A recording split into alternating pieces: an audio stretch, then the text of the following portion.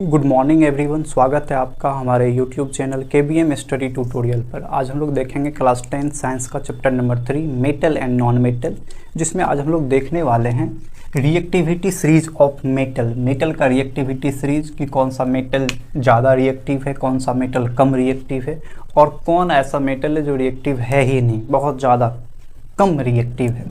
ठीक है, तो इनके लिए देखिए potassium, sodium, calcium, magnesium, aluminium, zinc, iron, lead, hydrogen, copper, mercury, silver और गोल्ड, इसको इसी सीरीज में याद रखना पड़ेगा जो ऊपर से लिखे गए हैं। ऊपर मोस्ट रिएक्टिव मेटल को लिया गया है और इसको डिक्रीजिंग ऑर्डर में लेने के कारण जो सबसे नीचे हैं वो लीस्ट रिएक्टिव मेटल है। मतलब ये कभी भी ज़्यादा रिएक्शन शो नहीं करता, जैसे कि गोल्ड हो गया। गोल्ड कभी भी रिएक्शन ऐसा नहीं है कि करता ही नहीं है, करता, लेकिन लीस्ट रिएक्टिव होने के कारण ये बहुत कम करता है। ठीक है, इसलिए आप देखे होंगे ज्वेलरी जो बनाते हैं हम लोग वो गोल्ड का बनाते हैं, सिल्वर का बनाते हैं। इसमें ज़्यादातर जंग उंग नहीं लगता है, मतलब ये रिएक्टिव है ही नहीं तो जंग उंग नहीं लगेगा। ठीक है, आप पोटासियम, सोडियम के बारे में जानते होंगे कि सोडियम को खुले मतलब एटमॉस्फेयर में रख भी नहीं सकते, केरोसिन तेल में छुपा के रखा जाता है क्योंकि वो एटमॉस्फेयर के साथ यानी ऑक्सीजन के साथ रिएक्शन कर लेता है। तो ये मोस्ट रिएक्टिव मेटल है। इसको याद कैसे रखेंगे इसी सीरीज में, इसके लिए एक ट्रिक बनाया है। देखिए ट्रिक क्या है। केदारनाथ का माली आलू जरा फीके पकाता है, कौन है आगे आओ। इससे याद रखेंगे। केदार में जो के है उससे पोटासियम को याद रखेंगे, नाथ से सोडियम को याद रखेंगे, Na मतलब सोडियम, ठीक है, और का मतलब कैल्शियम, Ca इसको याद रखेंगे, माली Mg, ठीक है, और आलू में A आता है तो ये हो गया एल्यूमिनियम, जरा में हम लोग जेड लिखते हैं, Zn यानी जिंक हो गया, फीके यानी Fe आयरन हो गया, पकाता में P आता है तो इसको लिख लिए Pv यानी लीड को हो गया, और है मतलब हाइड्रोजन। उसके बाद कौन मतलब इसमें के आता है, के को हम लोग कभी कभी सी से भी लिखते हैं तो Cu, और है तो Hg आगे मतलब Ag, आओ मतलब Au। इससे हम लोग इसको क्या करेंगे, याद रखेंगे। केदारनाथ का माली आलू जरा फीके पकाता, ऐसे लिखेंगे। केदारनाथ का माली आलू जरा फीके पकाता है, कौन है आगे आओ। ऐसे हम लोग क्या करेंगे, इसको याद रखेंगे। 2-4 बार प्रैक्टिस करेंगे तो ये हो जाएगा, रिएक्टिविटी सीरीज याद हो जाएगा या लिखने हो जाएगा। इसी क्रम में इनको लिखा जाता है, इसी क्रम में इसको याद रखना होगा। इसमें जो ऊपर से 3-4 मेटल लिए गए हैं, ये मेटल मोस्ट रिएक्टिव है, मतलब इसको हम लोग मोर रिएक्टिव भी कह सकते हैं या स्ट्रॉन्ग रिएक्टिव भी कह सकते हैं या हाईली रिएक्टिव भी कह सकते हैं। बहुत खतरनाक वाला रिएक्टिव है, मतलब एटमॉस्फेयर में थोड़े से हीट या ऑक्सीजन को देख के क्या कर लेगा, ये रिएक्शन कर लेगा। उसके बाद एल्यूमिनियम हो गया, जिंक हो गया, आयरन हो गया, लीड हो गया, ये इस ऊपर वाले से थोड़ा कम यानी रिएक्टिव तो है लेकिन कम रिएक्टिव है। और हाइड्रोजन के नीचे जितना लिखा गया है वो लगभग लीस्ट रिएक्टिव मेटल है। तो कॉपर थोड़ा बहुत रिएक्टिव होता है लेकिन मरकरी, सिल्वर, गोल्ड ये बहुत कम होता है। गोल्ड के नीचे भी एक आता है जिसका इस्तेमाल ज़्यादातर हम लोग नहीं करते, प्लेटिनम, वो तो रिएक्टिव है ही नहीं, एक तरह से कह सकते हैं। तो ये था हमारा एक्टिविटी सीरीज ऑफ मेटल जो डिक्रीजिंग ऑर्डर में लिखा गया था। नेक्स्ट देखते हैं हम लोग chemical properties of metal and non metal. Metal और नॉन मेटल का केमिकल प्रॉपर्टीज चलिए देखते हैं। मेटल का रिएक्शन ऑक्सीजन के साथ, फर्स्ट प्रॉपर्टीज है कि मेटल जब ऑक्सीजन के साथ रिएक्शन करता है क्या बनाता है। मेटल के साथ जब रिएक्शन करता है तो वो मेटालिक ऑक्साइड बनाता है, मेटालिक ऑक्साइड जनरेट करता है। मेटल जब ऑक्सीजन के साथ रिएक्ट करा तो क्या बनाएगा, मेटालिक ऑक्साइड बनाता है। देखिए एग्जाम्पल के लिए मान लीजिए सोडियम को जब ऑक्सीजन के साथ रिएक्ट करा गया तो सोडियम ऑक्साइड बनाया। क्या बनाया, सोडियम ऑक्साइड। जब मैग्नीशियम के साथ ऑक्सीजन को रिएक्ट करा गया तो वो बनाया मैग्नीशियम ऑक्साइड। क्या बनाया गया, अभी जो हम लिख रहे हैं वो बैलेंसिंग फॉर्म में नहीं है, आप लोग कोशिश करेंगे कि वो बैलेंसिंग फॉर्म में, जैसे कि इसको यदि हम बैलेंस करें तो यहाँ हो जाएगा 2, यहाँ हो जाएगा 4, फिर से इनको बैलेंस करें तो यहाँ हो जाएगा 2 और यहाँ हो जाएगा 2। तो आप लोग एग्जाम में बैलेंस करके लिखेंगे। हम उतना समझाते समय बैलेंसिंग पर ध्यान दे ना दे, लेकिन आप लोग जब भी एग्जाम में लिखेंगे तो बैलेंसिंग पर फोकस करेंगे, ठीक है। उसके बाद मान लीजिए एल्यूमिनियम का रिएक्शन कराया गया ऑक्सीजन के साथ, तो एल्यूमिनियम जब ऑक्सीजन के साथ रिएक्शन कराएगा तो बनाएगा Al2O3। क्या बनाएगा? Al2O3, एल्यूमिनियम ऑक्साइड बनाएगा। इसके बाद जब रिएक्ट कराया गया तो ये देखा गया कि इनके जो ऑक्साइड होते हैं, मेटल के जो ऑक्साइड हो रहे हैं, ये एक नेचर रिप्रेजेंट करता है। कौन सा नेचर रिप्रेजेंट करता है? तो इसका जो नेचर होता है, इसका जो नेचर होता है जनरली बेसिक होता है। जनरली क्या होता है? बेसिक नेचर रिप्रेजेंट करता है। कैसा होता है? बेसिक होता है। चाहे सोडियम ऑक्साइड हो, मैग्नीशियम ऑक्साइड हो, जिंक ऑक्साइड हो या एल्यूमिनियम ऑक्साइड हो, कोई सा भी ऑक्साइड हो, मेटल का ऑक्साइड हो, तो वो कौन सा नेचर शो करता है? बेसिक नेचर शो करता है। लेकिन इसी के साथ कुछ एक्सेप्शंस भी देखे गए हैं। एक्सेप्शन क्या देखा गया? देखिए यहाँ एक्सेप्शन देखते हैं हम लोग। एक्सेप्शन ये देखा गया कि कुछ कुछ ऐसे भी मेटालिक ऑक्साइड हैं, कुछ ऐसे भी मेटालिक ऑक्साइड हैं, जैसे कि एल्यूमिनियम ऑक्साइड हो गया, जिंक ऑक्साइड हो गया, ये सारे कुछ ऐसे मेटल ऑक्साइड हैं जो कभी कभी बेसिक नेचर रिप्रेजेंट करता है और कभी कभी एसिडिक नेचर रिप्रेजेंट करने लगता है। और इसके इस खूबी को एल्यूमिनियम ऑक्साइड और जिंक ऑक्साइड के बेसिक या एसिडिक नेचर शो करने के कारण इसको हम लोग एम्फोटेरिक नेचर कहते हैं। क्या कहते हैं? एम्फोटेरिक नेचर कहने लगते हैं। क्या कहने लगते हैं? Amphoteric nature. एम्फोटेरिक का मतलब होता है समटाइम्स बिहेव लाइक बेसिक और समटाइम्स बिहेव लाइक एसिडिक।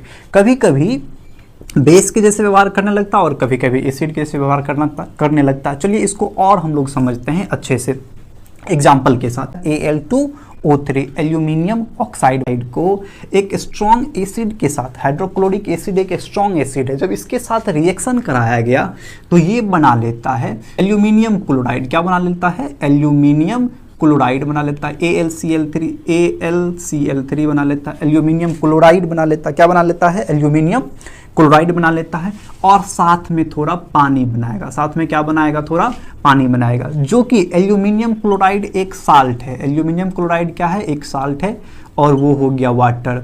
तो सॉल्ट और वाटर जब एसिड, स्ट्रॉन्ग एसिड के साथ जब इसको हम रिएक्ट कराए तो ये अपना रंग बदल के बेस बना लिया। क्या कर दिया?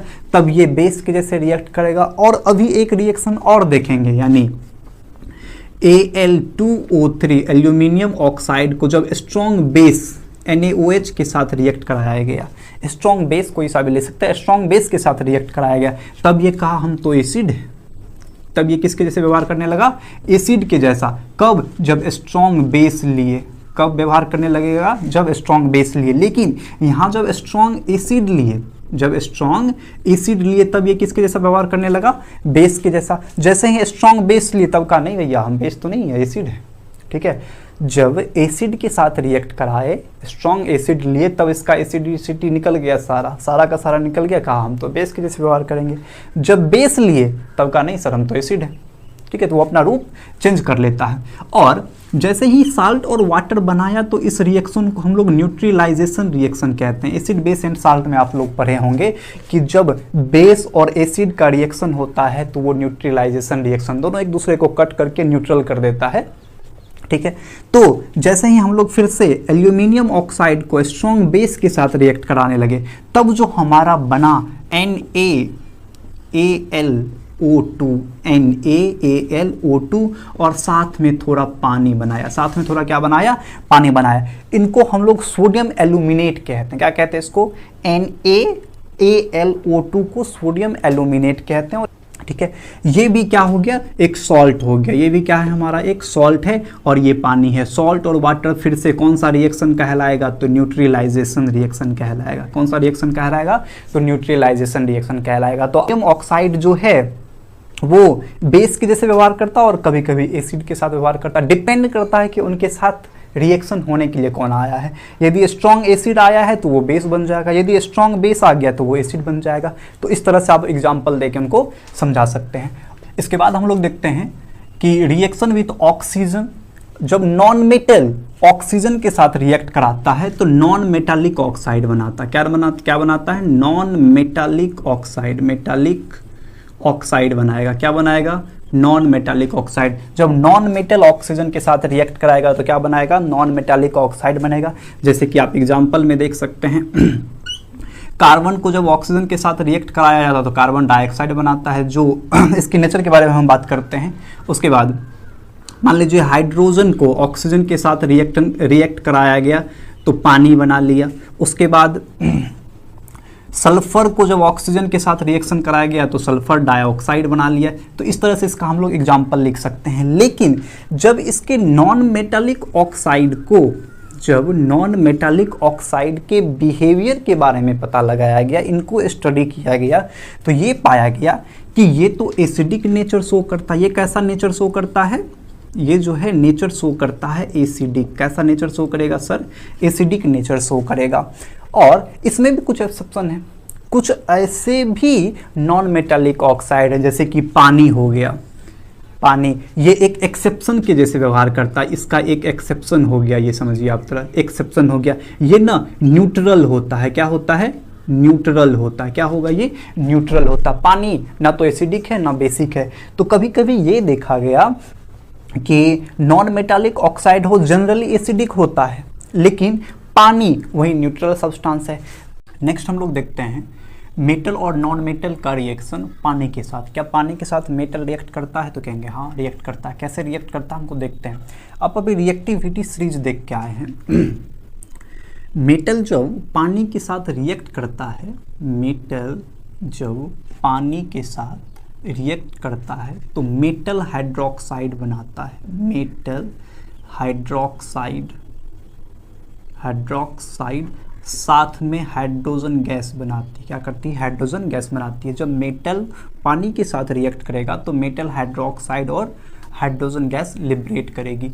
ये डिपेंड करता है, मेटल का जो रिएक्शंस है वो डिपेंड करता है उनके रिएक्टिविटी सीरीज पर। जो हाईली रिएक्टिव है जैसे कि पोटासियम हो गया, सोडियम हो गया, कैल्शियम हो गया, जो इसमें ज़्यादा रिएक्टिव एलिमेंट है, हाईली रिएक्टिव, तो आप जानते हो हाईली रिएक्टिव पोटासियम होता है और सोडियम होता है। कैल्शियम भी होता है, लेकिन कैल्शियम के लिए थोड़ा यहाँ रिएक्टिविटी कम हो जाता है, डिपेंड इस दोनों से थोड़ा कम होता है। जब पोटासियम को हम लोग पानी के साथ रिएक्ट करते हैं और सोडियम को पानी के साथ रिएक्ट करते हैं, यहाँ बनाएगा पोटासियम हाइड्रोक्साइड और यहाँ बनाएगा सोडियम हाइड्रोक्साइड, और दोनों केस में हाइड्रोजन गैस लिबरेट करेगी। दोनों केस में क्या करेगा? हाइड्रोजन गैस लिबरेट करेगी, और ऐसा हाइड्रोजन गैस लिबरेट करेगी जिसके कारण वो फायर लगा देगी, मतलब आग लगा देगी। इसका मतलब सोडियम और पोटासियम ऐसा खतरनाक रिएक्ट करेगा पानी के साथ, ऐसा खतरनाक रिएक्शन होगा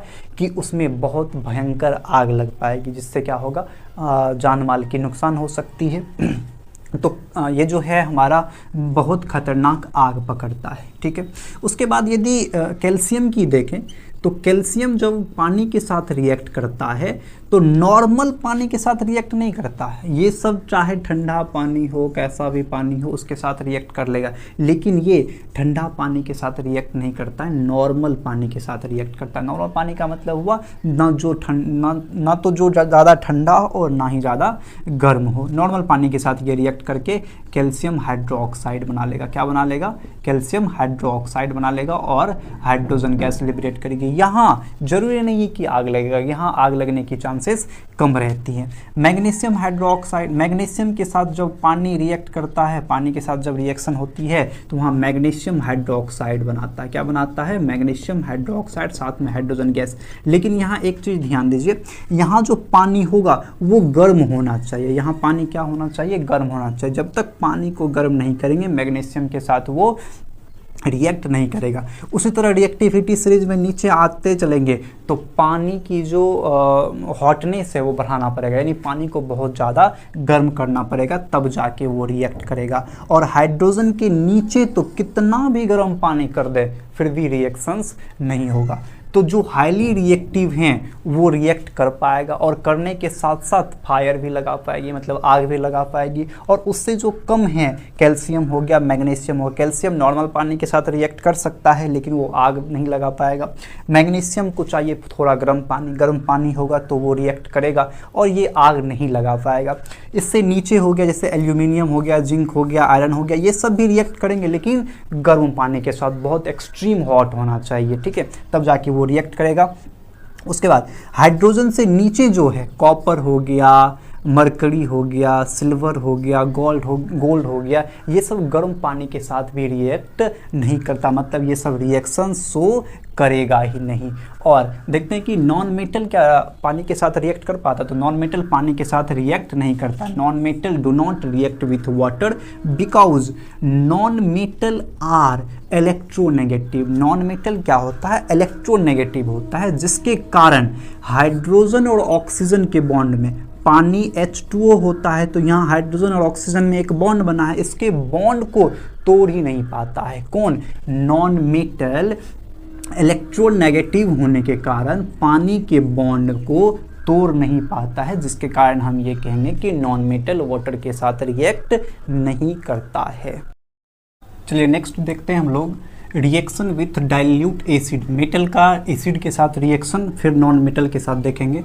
एसिड के साथ रिएक्शन करके मेटल जब एसिड के साथ रिएक्शन करता है, मेटल जब एसिड के साथ रिएक्ट करता है तो वो salt plus hydrogen gas liberate करती है। सॉल्ट और हाइड्रोजन गैस क्या करती है? लिबरेट करती है।